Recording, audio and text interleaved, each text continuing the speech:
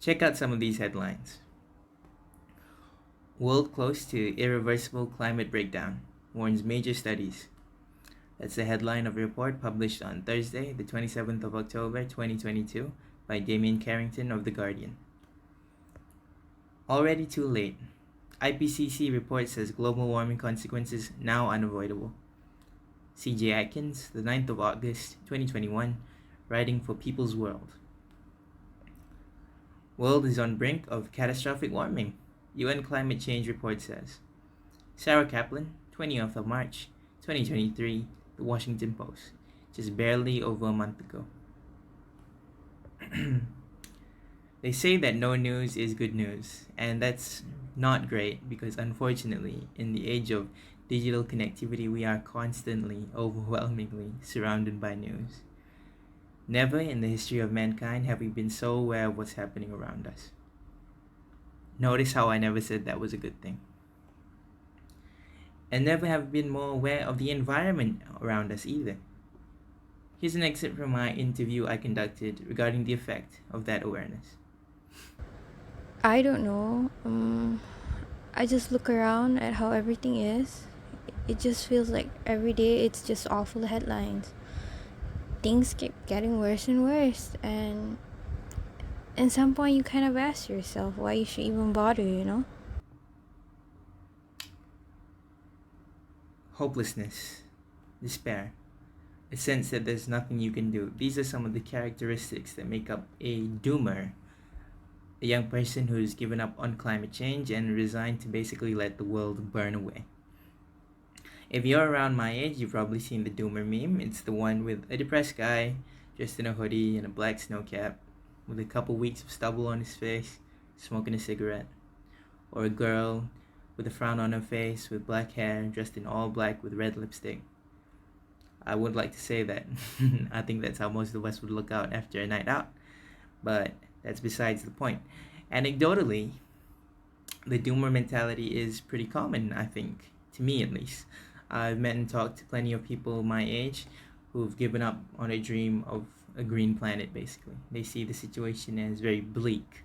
They're faced with poor economic outcomes in their future. They see rampant societal issues happening all around them, and to top it all off, what they consider a dying planet. Well, so they give up.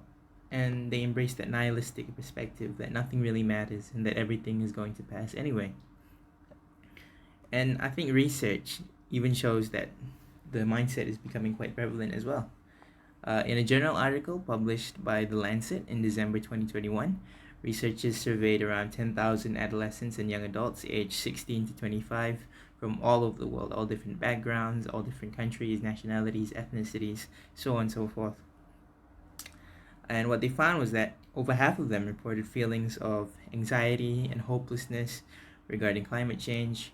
45% of them said that their views on climate change were negatively affecting their daily lives, so, ruining their daily lives. And 3/4 of them were frightened of the future, even. And they rated responses to global climate change very negatively, along with feelings of hopelessness and betrayal. And I think that's understandable. There's a certain appeal to becoming a doomer. Acceptance of inevitability can be reassuring, and many of them find a release from emotional distress by basically accepting what they believe to be the reality of the situation.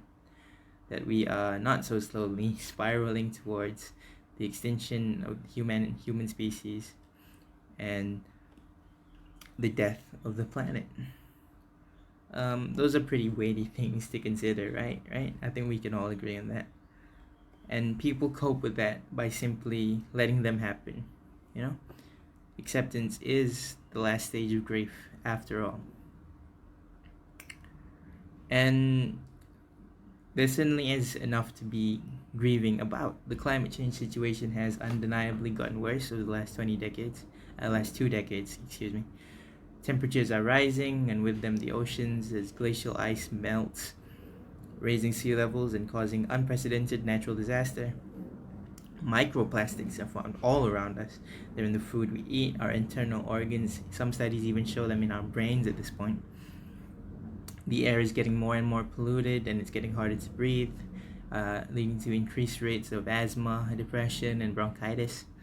All around us, the situation looks pretty grim, yet, and this is a big yet, climate activists and publications are very quick to assure us that it's not the end of the rope just yet. There's still a glimmer of hope. No less an authority than NASA published an article saying it may not be too late to limit or avoid some of the worst effects of climate change. The Associated Press, AP, very credible journalistic organization, released a statement stressing that while the situation is dire, there still remains hope if humanity manages to cut our net emissions to zero before the middle of the century. So clearly, according to some, it isn't a completely hopeless situation just yet. We haven't exhausted all our options. There are still things we can do. So why do these doomers feel that we have? Well, like I said, we live in a world of interconnectivity. It's all too easy to expose yourself to those negative influences, those negative headlines. And it can be said that the smartphone in your pocket is somewhat of a poison chalice. You drink from it and it harms you. Because with all the information in the world at your fingertips, it becomes increasingly easy, like I said, to expose yourself to those negative influences. And so we go to our news feed, we see the headlines. We go to Twitter, we see what's trending. We go to YouTube, we see the front page. People have coined a term for engaging in this kind of negative media around the issue. We call it doom scrolling, or doom surfing, if you prefer.